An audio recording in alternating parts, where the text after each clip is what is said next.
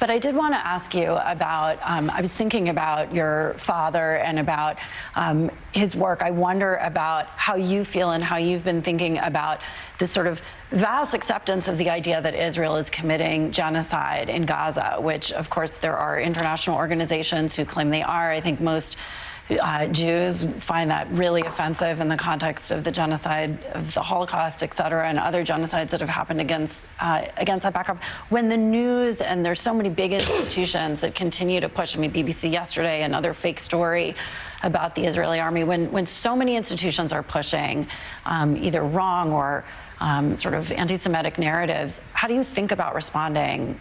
My father wrote a great piece in 1975 called Zionism and Racism in response to the UN when that horrible thing was passed, Zionism is racism. And he said what the enemy does and has always done to the Jewish people is they accuse us of what they've done to us. They took all our possessions, they call us misers and greedy.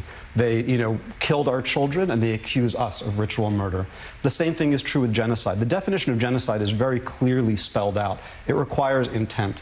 Israel has no desire to murder Gazans. It's not doing that. It doesn't want to kill Gazans. Israel is issuing work permits to thousands of Gazan workers in the days and months before October 7th to try to create a thaw and give them an opportunity to earn a living. So the idea that Israel wanted that war is ridiculous. But if we're talking about genocide, we should talk about a pledge that the president made. In 2017, in his first term, the president made a pledge at the Holocaust Memorial Museum and he invoked my father, and he said that when Israel is threatened with total destruction, we will act. And he did that invoking my father and never again.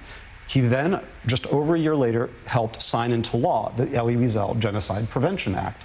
Now, there is a genocide on the table, and my father could never understand or forgive President Roosevelt for not bombing the crematoria at Auschwitz. In 1944, he knew that the United States knew what was going on, and we didn't take action. The nuclear sites in Iran are the next Auschwitz. 6 million Jews or more could die if those things are assembled to fruition, as they've stated that they want to do, and Tehran has said they want to wipe the Jewish state off the map. It's very clear. It has that intent part of the genocide definition, and they're almost able to do it.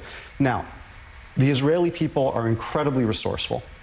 I want to tell you a very short story about Auschwitz, which is that in 1944, October 7th, after 7 months, a group of 4 young Jewish women, under their fingernails, a teaspoon a day, they brought gunpowder to the crematoria.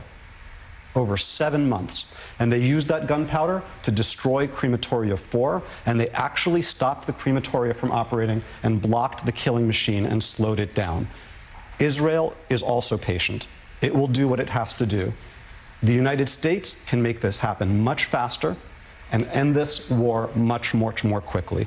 And that, I think, would send a message to the world once again that when the United States says that there is a red line, whether it's to a tyrant gassing their own people in Syria or whether it's a theocrat trying to become a nuclear power, that the United States red line means something again.